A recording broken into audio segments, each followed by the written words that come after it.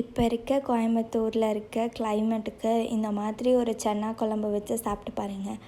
அப்படி இருக்கும். எப்படி செய்யலான்னு பார்த்துட்டு வந்துடலாமா? ரொம்ப சிம்பிள் தான். ஒரு கடாயில் கொஞ்சமாக தேங்காய் போட்டு நல்லா ஃப்ரை பண்ணிக்கோங்க. அது கோல்டன் ப்ரௌன் ஆகிற வரைக்கும். அதோட அரோமாவே அவ்வளோ சூப்பராக இருக்கும். இந்த மசால் மட்டும்தான் நம்ம குழம்ப என்ஹான்ஸ் பண்ணி கொடுக்க போகுது. இது நல்லா வறுபட்டதுக்கப்புறமா ஒரு கோல்டன் ப்ரௌன் ஆனதுக்கப்புறம் நல்லா ஒரு மிக்சிக்கு சேஞ்ச் பண்ணிக்கோங்க. அந்த மிக்சியில் 2 பட்டை, கொஞ்சமாக 3 கிராம்பு போட்டு கொஞ்சமாக ஜீரகமும் போட்டு அரைச்சிக்கோங்க நல்லா பேஸ்ட்டு மாதிரி. அது நல்லா அரைஞ்சி வந்ததுக்கப்புறமா 2 ஸ்பூன் மிளகாய்த்தூள் போட்டுக்கோங்க. அது கூட நம்ம வேக வச்ச சன்னா. இப்போ நம்ம ஏன் இதுக்குள்ளே சன்னா போடுறோம் அப்படின்னா, நம்ம குழம்பு வைக்கும்போது இந்த சன்னா கொஞ்சம் நம்மளுக்கு அந்த குழம்போட கன்சிஸ்டன்சி கொஞ்சம் கெட்டி பண்ணி கொடுக்கும். நம்ம சாப்பாட்டுக்கெல்லாம் ஊற்றி சாப்பிடும்போது நல்லாயிருக்கும். அதுக்காக தான் கொஞ்சமாக சன்னா போடுறோம். அதெல்லாம் அரைச்சி தனியாக வச்சதுக்கப்புறமா ஒரு குக்கரில் கொஞ்சம் எண்ணெய் விட்டு கடுகு போட்டுக்கோங்க. கடுகோட அப்படியே சின்ன வெங்காயமோ இல்லை பெரிய வெங்காயமோ உங்களுக்கு என்ன வெங்காயம் வேணுமோ அதை போட்டுக்கோங்க. அதை போட்டு நல்லா ஃப்ரை பண்ணதுக்கப்புறமா கண்ணாடி பதம் அந்த அளவுக்கு வதங்கினா போதும்.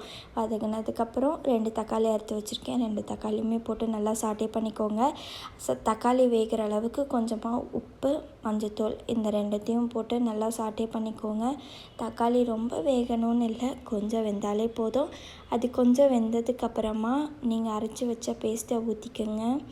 ஊற்றிட்டு கொஞ்சமாக மிளகாய்த்தூளையும் போட்டுக்கோங்க.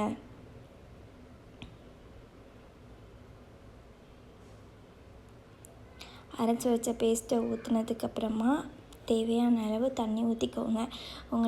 உங்கள் குழம்பை எத்தனை தண்ணியாக வேணுமா இல்லை கொஞ்சம் கெட்டியாக வேணுமா அப்படிங்கிற அளவுக்கு பார்த்து தண்ணி தேவையான அளவு சேர்த்துக்கோங்க.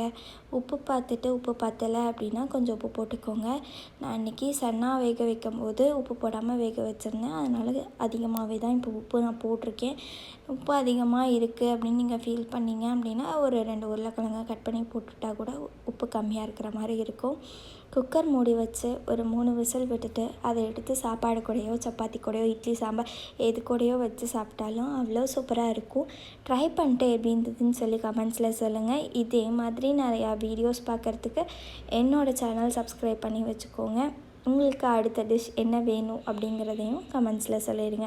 மறக்காமல் ஷார்ட்ஸை ஃபாலோ பண்ணுங்கள். ஷார்ட்ஸில் போடுற ரெசிபியை நான் இங்கே லாங் வீடியோவாக போஸ்ட் பண்ணிக்கிட்டு இருக்கேன். யார் யாருக்கெல்லாம் வேணுமோ செக் பண்ணி பாருங்கள். பாய்.